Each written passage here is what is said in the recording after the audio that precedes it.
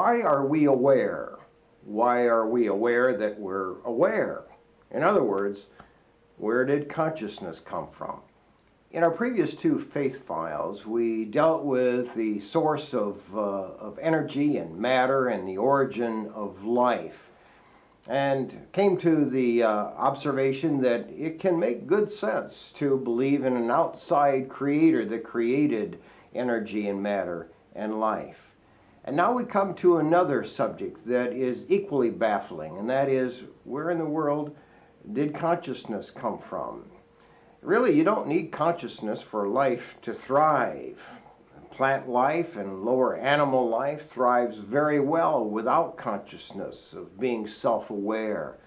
And in fact, it could be argued that consciousness can work as a disadvantage. We humans who have a high level of consciousness and self-awareness, we worry about ourselves a lot. We can even keep ourselves awake at night, which leads us to being tired and lowers our resistance to disease and makes us less alert and more susceptible to accidents. So I think it could even be argued that consciousness is not necessarily a benefit for life to thrive.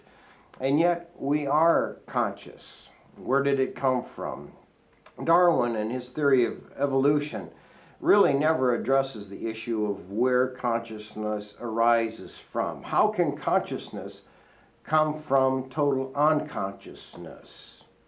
The human brain is made up of 85 billion neurons, and these 85 billion neurons each have about 10,000 connections to other neurons. And the way the thought process works in animals, or we humans, is that these neurons fire. And they flash with energy, electrical energy of a sort. And so it's either the fact that they're firing or not firing. It's more or less like on and off switches.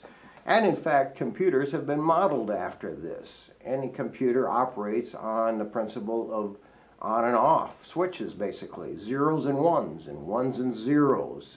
And you just get a whole bunch of those, the more a computer computes, and it makes it smarter, so to speak, but simply because it's crunching more and more of the zeros and ones and zeros in a long string to get the results of computation that it's been designed to get. And so when you have these computers flashing on and off, you're computing, but these zeros and ones and zeros, but it's not creating consciousness. Though we humans, in creating computers, have always dreamed that they would have consciousness like us, that we could, in effect, make them in our own image. I think about HAL, the computer, in 2001, A Space Odyssey by Arthur C. Clarke. I think of Data in one of my favorite shows, Star Trek: The Next Generation, a robot that was self-conscious and yearned to be human. So can we ever really create a robot that would be conscious, a computer that would be conscious?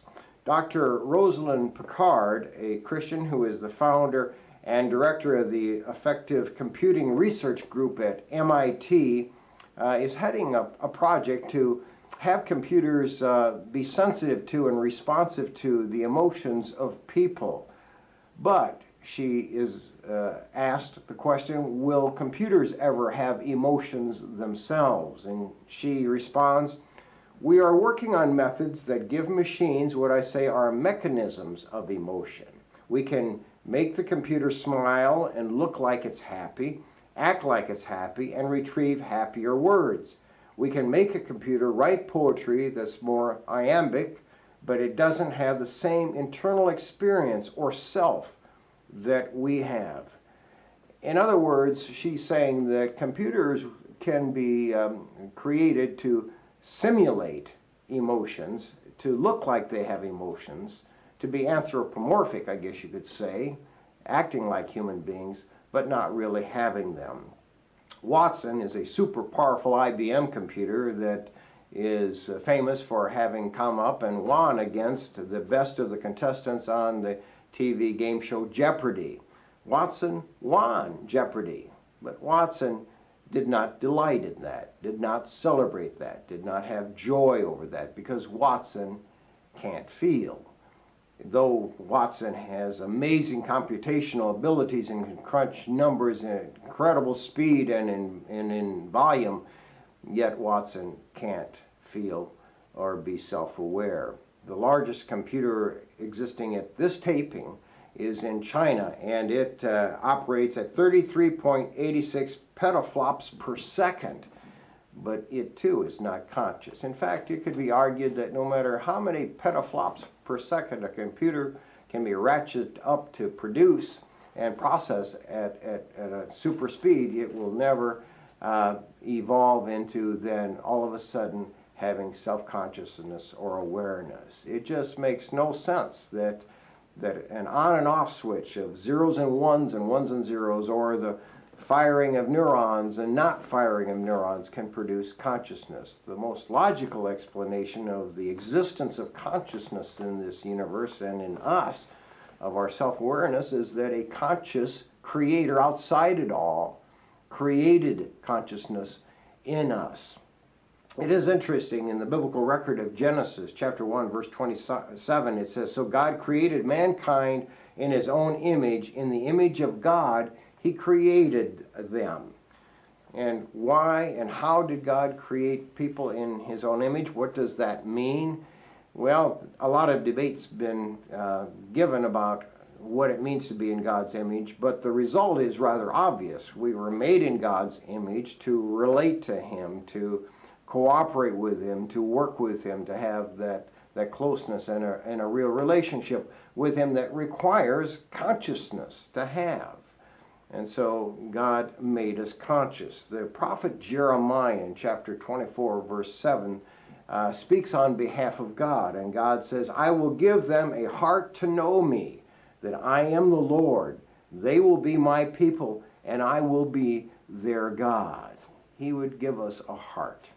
He would give us the ability to feel, to have consciousness, not just self-awareness, but awareness of others, and most importantly, awareness of him, the conscious God who made us.